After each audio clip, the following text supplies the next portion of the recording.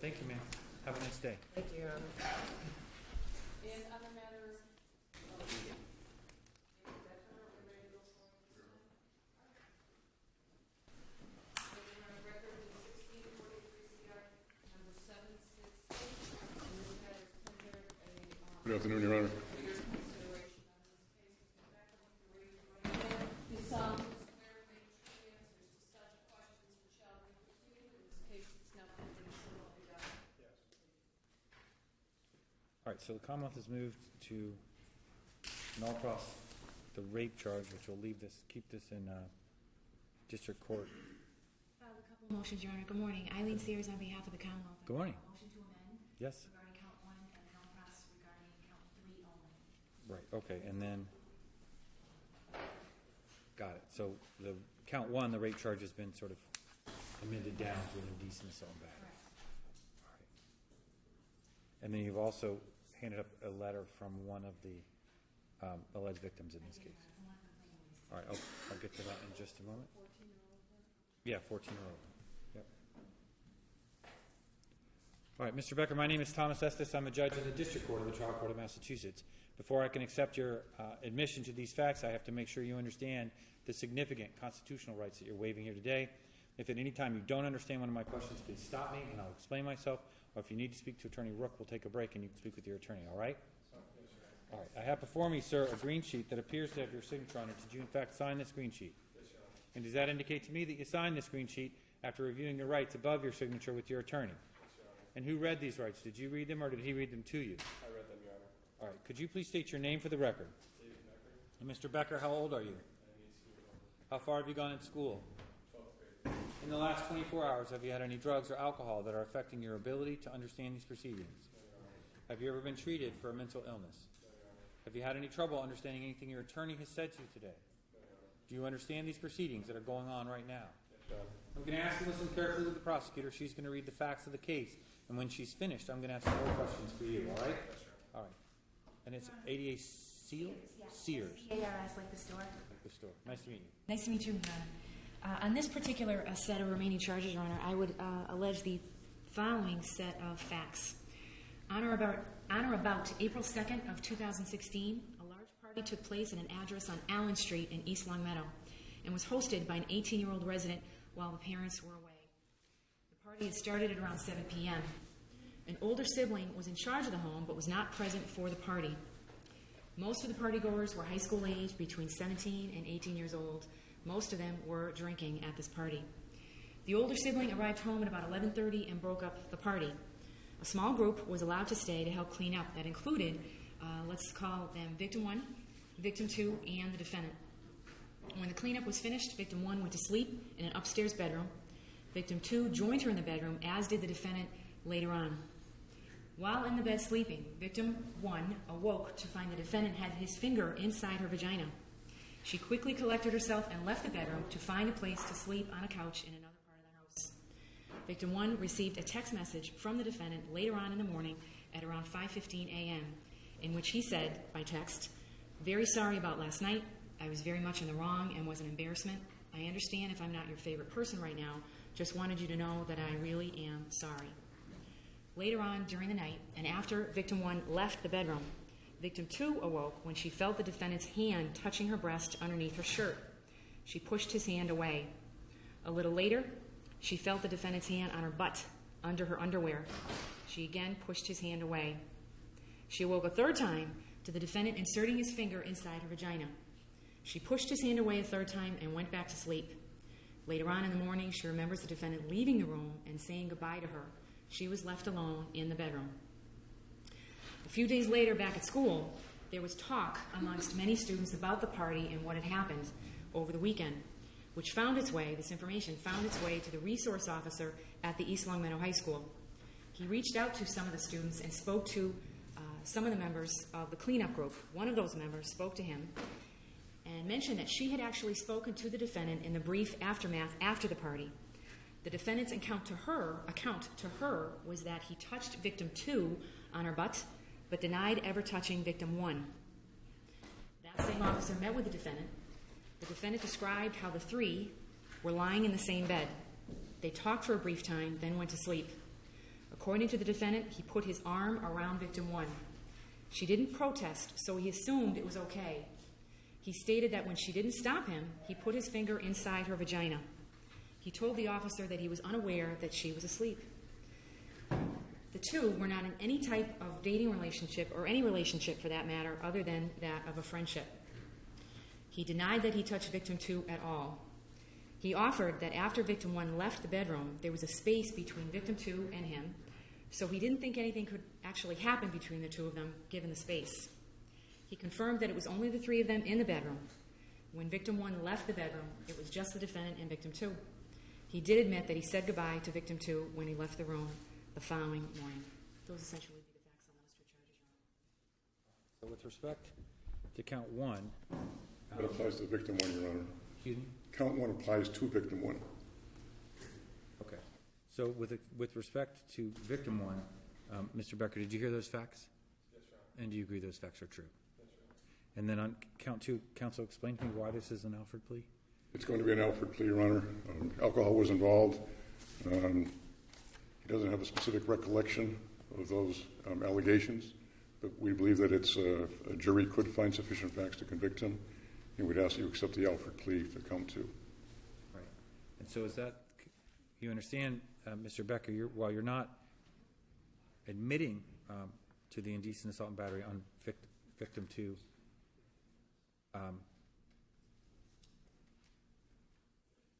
essentially what you're saying is you're admitting that a jury could find you guilty, and that indeed that is any defenses you have are tenuous at best, that if this went to trial, that the evidence would be overwhelming, and that you would be found guilty of that charge. That's what you're admitting to. Is that your understanding? All right. You understand, sir, by admitting to these facts, you're giving up your right to a trial? That trial could be before a judge like myself or before a jury. Do you understand that? If it were a jury trial, you and your attorney would select 6 people from the Hampden County community, and those 6 people selected as the jury would have to decide your case in a unanimous fashion. That means all 6 would have to agree you're guilty, or all 6 would have to agree that you are not guilty. Do you understand that? By admitting to these facts, you're giving up your right to help select that jury, and you're giving up your right to have the jury reach a unanimous verdict. Is that what you wish to do here today? Furthermore, you're giving up your right to force the Commonwealth to prove your guilt beyond a reasonable doubt. The Commonwealth would do that at a trial by calling witnesses to the witness stand and introducing evidence. And you could question those witnesses and challenge or object that evidence. Do you understand that? Furthermore, at any such trial, you could defend yourself. You could call witnesses, you could introduce evidence, and you could testify on your own behalf. Do you understand that? However, under no circumstances would you be forced to do anything, because you have the right to remain silent and the benefit of the presumption of innocence. However, by admitting to these facts, you're giving up all these rights, and you're giving up your right to be presumed innocent. Is that what you wish to do here today? You don't have to respond to this, but I'm required to inform you that if you are not a citizen of the United States, by admitting to these facts, you could face deportation, denial of naturalization, or exclusion from reentry into the United States. And if these offenses, well, indeed, these offenses are presumptively removable under federal immigration law. So if federal officials decide to seek your removal, it is practically inevitable that these admissions will result in your deportation, denial of naturalization, or exclusion from reentry into the United States. Sir, you understand, sir, the maximum punishment for these crimes is up to 5 years in the state prison. Do you understand that? Yes, Your Honor. And you understand, sir, if I go along with your recommendation, actually, if I go along with either one of these recommendations, you'd be on probation for a period of time. Do you understand that? Yes, Your Honor. And while you're on probation, if you were to violate the terms and conditions of your probation, for example, if you got arrested for another sex offense or arrested for an assault and battery, you would face a probation surrender hearing. And at that hearing, if the judge found you in violation, the judge could revoke your probation and sentence you up to 2.5 years on count 1 and 2.5 years on count 2. Do you understand that? Yes, Your Honor. Have you had enough time to speak to your attorney? Yes, Your Honor. And do you feel he's acting in your best interest? Yes, Your Honor. Attorney Rook, have you gone over the elements of these crimes, any potential defenses your client may have, and if pertinent, any possible immigration consequences? Yes, I have, Your Honor. All right. Finally, Mr. Becker, has anyone threatened you, forced you, or promised you anything to get you to admit to these facts? No, Your Honor. I find the defendant's admission to be knowingly, intelligently, and voluntarily made. I find there's a factual basis for it, and I hereby accept it. Commonwealth, I'll go ahead and I'll act on your motion to amend, which I didn't do.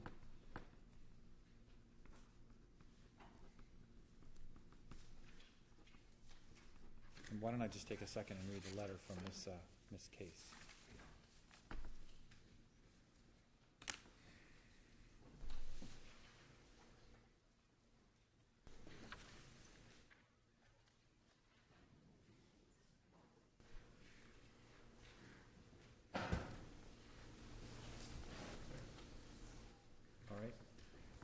All right, Commonwealth, your recommendation does seem to be at odds with what Ms. Case is requesting. A little bit. A little bit. However, Your Honor, I would ask, and it's very well written, and I applaud her for at least being able to put this on paper and giving this court an idea of what she'd like to see happen. Respectfully speaking, I think this is more a reflection on her than it is the defendant's activity and his actions, if you will. If the court wants me to move into sentencing argument, I'd be glad to do that.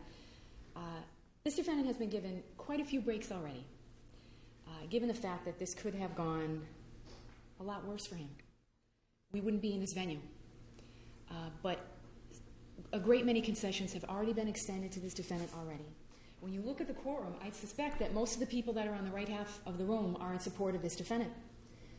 He's got a lot of support, and he's going to need it. He's going off to college, and it appears that he's going off. He's not going off to college if I adopt your recommendation. That's true. He's going to jail, and he'll be a sex offender, and he'll register for at least the next 20 years. That's true. I don't think he'll go to college at all. Maybe not. However, I just think he's not going off to college if I do what you're asking me to do. Understood. If the court does something less and does not incarcerate this defendant, then he might end up going to college. And given what you may know, based on what you may have read in... I did read, just for the record, I don't mean to interrupt you, but I did read the sentencing memorandum submitted by the defense. I read that this morning before I took the bench. I will tell the court that I worked with Lori Guidry on many, many cases. And in regards to... She's the clinician who did She is, Your Honor. Okay. From the defendant's standpoint, she is somebody that is brought in to assess a particular suspect, a criminal defendant, to figure out whether they are somebody who would reoffend. And I respect her opinion on this particular case, but she even put the defendant at a moderate to low risk on her scale. That's troubling, because this young man, if the court were to go along with this defendant's recommendation, is going to be going to college, and he's going to be on a college campus. And to put him on a college campus where there is a moderate to low risk that this could happen again, I would suggest is a risk at least the Commonwealth is not willing to take. There is a punitive aspect to the Commonwealth's recommendation that I would ask the court to consider. Given all of the, I'll call them breaks, concessions that have already been extended to this defendant, I would suggest that more than just a continuation without a finding is warranted in this particular case. Whether or not the court imposes any level of incarceration, I would urge this court to maintain, if it's inclined to adopt probation, very, very strict probation. Keep him on a short leash. I do think that this defendant should have to register as a sex offender to at least put other parties on notice that he has this history. And hopefully he can move on from that.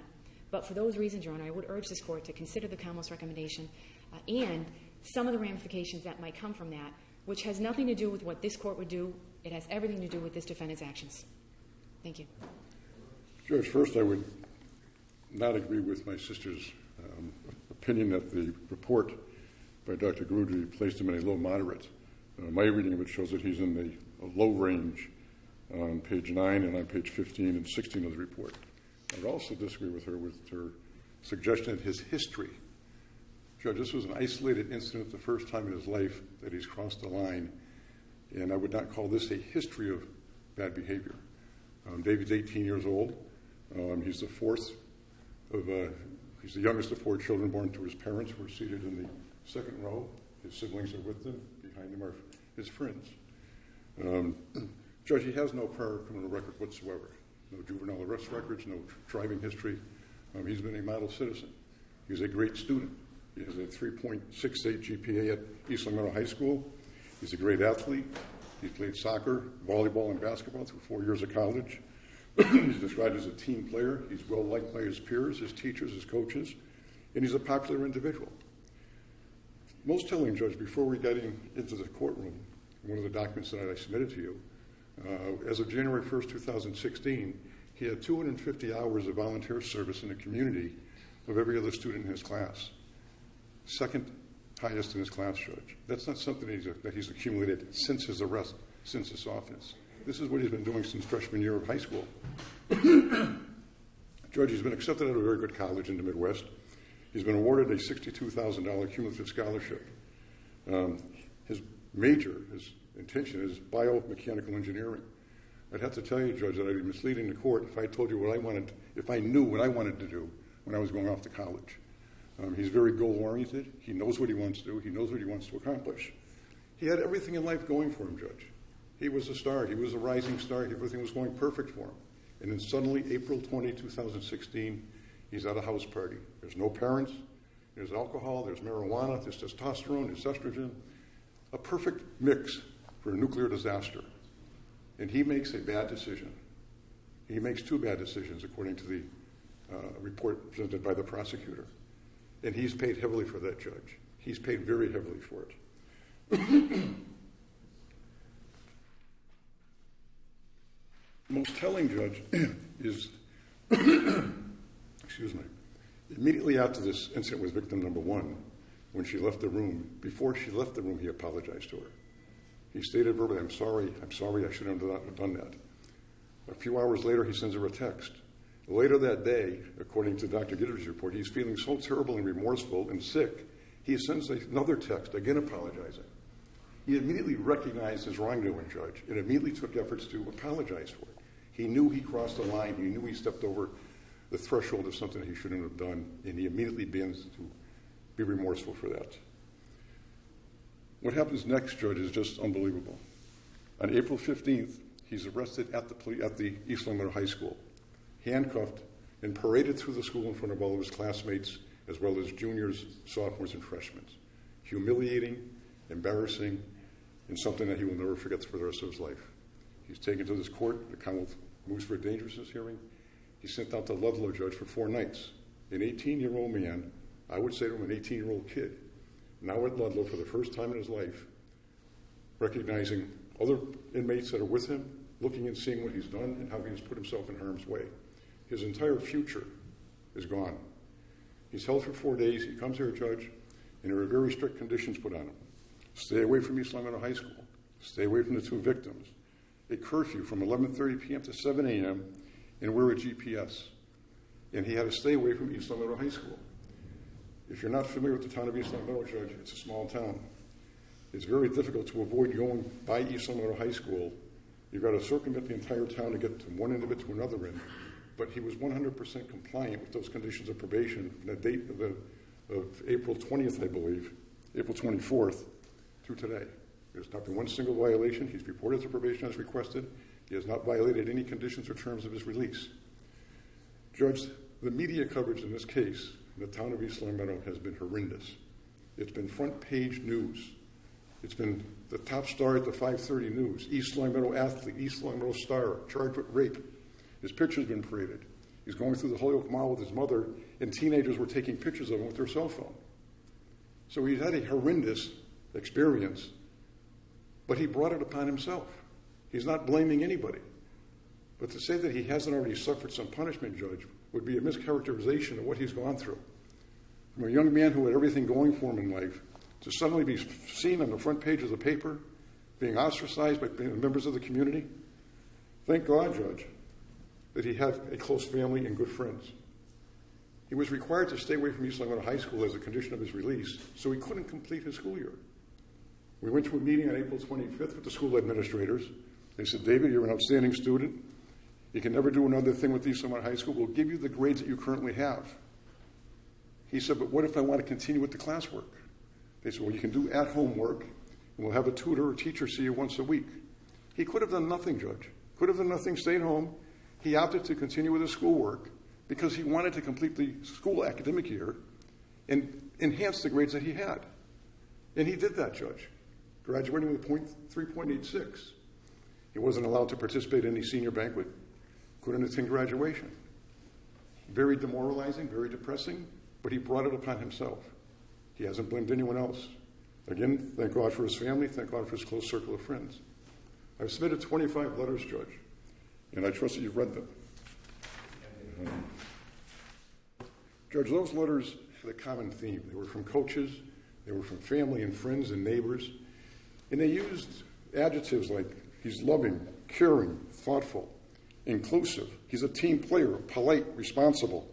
He's a mentor, trustworthy, reliable, selfless. Community volunteer work. He's friendly to everyone. Always smiling, honest, great hardworking student and an athlete, and he's the type of person who makes a difference. And he was remorseful and compassionate in those letters that people saw what he was going through every single day. He's not brushing this off lightly, Judge. He understands the gravity of it and the potential consequences. Judge, I would suggest that Dr. Gaudry's report, her psychosexual treatment and risk management assessment, is a very good report, and it's very helpful for the court in making a determination to impose a fair and just sentence. Because he was at the cusp of adulthood and adolescence, she gave him 2 separate tests, one for adolescents, juveniles and adolescents, and one for adults. They both came back with the same result, Judge. A low-risk category for repeat behavior, but he could benefit from counseling. If you look at page 15 of the report, Judge,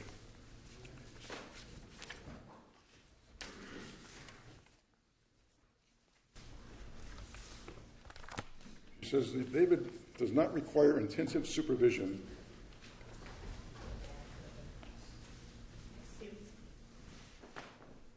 and he's not at a high risk for sexual offender, does not recommend a GPS or the Sexual Registration Board. On page 16 and 17, Judge, and I'll read to you briefly, the last paragraph on page 16, in Mr. Becker's particular case, I would recommend in favor of waiving the requirement for him to register as a sex offender. Goes on to the second to the last sentence. However, given the nature of the governing offense and Mr. Becker's current low risk to sexually reoffend, he does not appear to represent a high risk of threat to the community. As such, requiring him to register as a sex offender or applying other risk management strategies usually reserved for very high-risk adult offenders such as GPS monitoring, intensive community supervision, or broad public notification of his status as a registered sex offender, etc., going over to 17, does not greatly serve the public interest or public safety.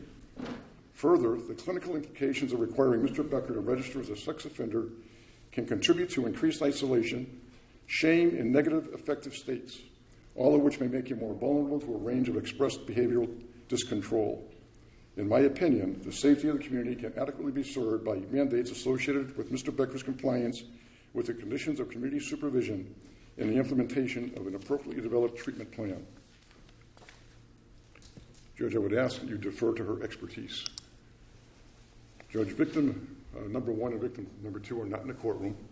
Victim number 1 submitted a statement that I read this morning. I was told by ADA Jane Mulqueen that when she met with the family of victim 1, she expressed my request to the DA's office to reduce the charge to a simple count of A and B. Neither victim 1 nor her family objected to that. They said that they wanted him to receive treatment, they wanted a letter of apology, and they wanted him on probation. ADA Mulqueen also told me that victim number 2 said that she only wanted him held accountable. Neither one, to my knowledge, Judge, is asking for incarceration. They don't want to destroy his life. They don't want to ruin his life. They don't want to ruin his career.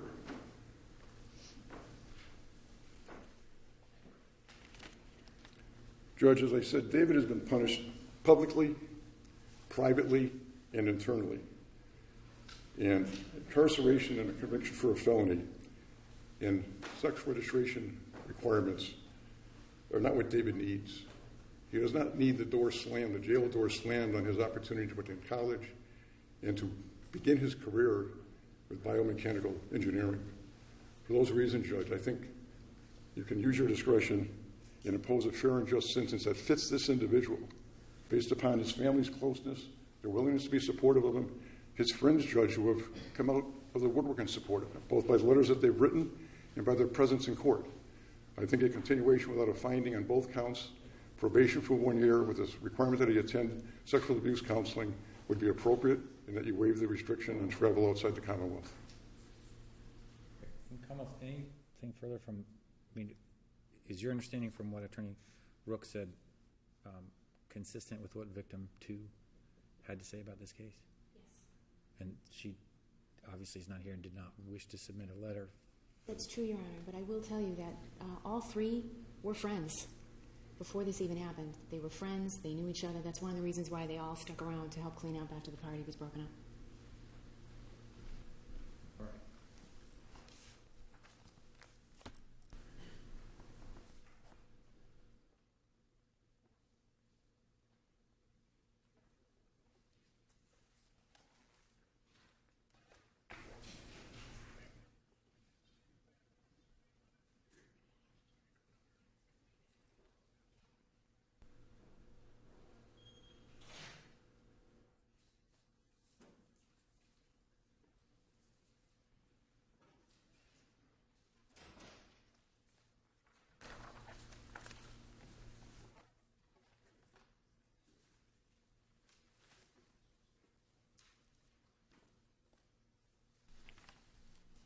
All right, well, this does not present any decision for the court.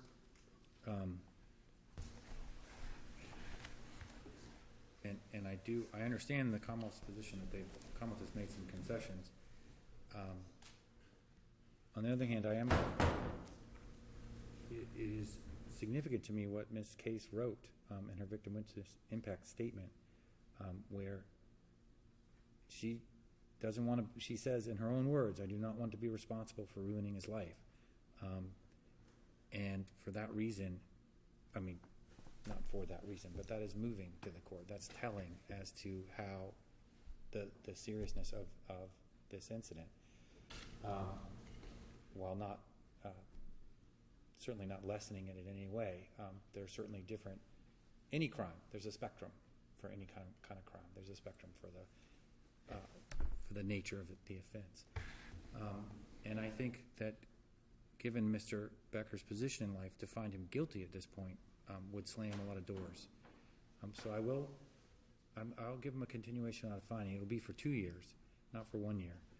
And with all of the conditions requested by, I mean, I think the parties are in agreement on the conditions, so I'm going to adopt those conditions. And I agree with Attorney Rook that Mr. Becker has faced, there have already been significant consequences, collateral consequences to simply being charged with the offense in the first place. So for those reasons, I would give him a continuation of the finding. It would be for 2 years, not for 1 year. So I have exceeded his recommendation. If he wants to withdraw his plea, he certainly may.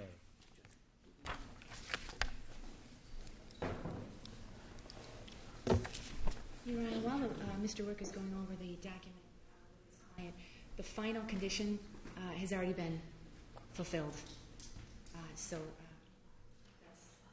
that's... Which condition is that? Letter of apology. We'll accept that sentence, Your Honor. Thank you.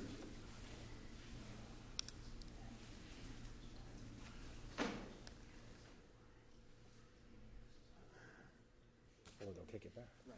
Yeah, all right. Attorney So Rock I'll- just explained that we'll be transferring this to the school. He's going to school in Ohio, is that correct? That's correct. Will be transferred. All right. All right, and I also note for the record that while a continuation without finding will, if he does what he needs to do, will result in a dismissal in the state of Commonwealth of Massachusetts, it is not treated as a non-guilty finding federally, and it may not be treated that way in other states. So this is a significant consequence for Mr. Becker. All right, Mr. Becker, I find there sufficient facts to find you guilty on counts 1 and 2. I would withhold that finding of guilt for a period of 2 years. You're to continue. Is he in sex offender treatment right now, counseling right now? He's not yet, Your Honor. The family has 2 therapists in this area, but with Your Honor's sentence, they'll be looking for a counselor out at the university where he'll be attending. All right, well, he's to be evaluated for sex offender treatment and follow through with all recommended treatment. Sex offender treatment or just straight therapy, and follow through with all recommended treatment, whatever that recommendation happens to be. He is to consume no drugs or alcohol and submit to random screens. I think that's a very important safety consideration on a college campus, particularly for Mr. Becker and his position. He's to have no contact and stay away from both victim 1 and victim 2. They have not reached out to him in any way, correct? No, they So have there's not. no issue around that. All right. He's already written the letter of apology. There's no travel restriction. And Mr. Becker, this case is going to get transferred to Ohio. Well, if things go your way, this is going to get transferred to Ohio. What I will tell you, and what probation was just informing me, is in Ohio there may be requirements for a sex offender on probation that are not requirements that I'm imposing. If you don't meet those requirements, it wouldn't mean that you would be in violation of probation. What it would mean is they're going to kick you out of Ohio and you're going to have to come back to Massachusetts. So I'm just saying that as a cautionary note. When you get there, if it seems like what they want is something more onerous than I've imposed, that's because that's the privilege of being in Ohio and attending college there. If you can't meet those obligations, you would come back to Massachusetts and these would be your conditions. Anything further from the Commonwealth? I would add, Your Honor, in light of what probation has suggested to the court, could the defendant sign releases so whatever progress or lack thereof that the defendant has with respect to the treatment, that be shared with the probation department here? It's fine, Your Honor. Absolutely. Thank you. And I should have said that. You'll have to sign releases so that probation can monitor, not not what's being said or done in treatment, but that you're complying with treatment and that you're attending it as required and that you're making progress. So you'll have to sign those releases. Anything further from the defendant? Yes, Your Honor. Due to the publicity that this case has generated, I fully expect that the press will be looking at this file in the clerk's office. Could you either impound what I provided to you this morning, or can you return it to me? Mrs. Khan will take.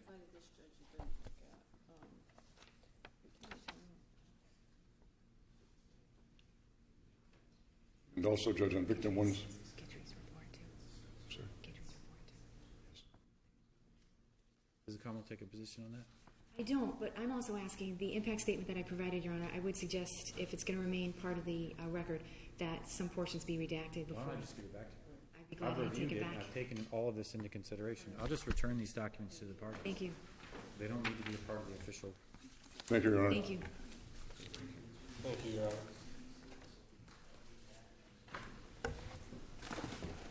Thank you, Wendy. So the victim witness fee, without, in this state, Commonwealth would be $65 a month. That fee is waived anytime he's paying a probation supervision fee in a foreign jurisdiction. All right, and there's a $90 victim witness fee. How long would he need for the? Paid today, Your Honor. All right, that's due payable today. All right, thank you both very much. Thank you. And by the way, excellent job by both sides. It's a very difficult case and it was well argued. I appreciate it.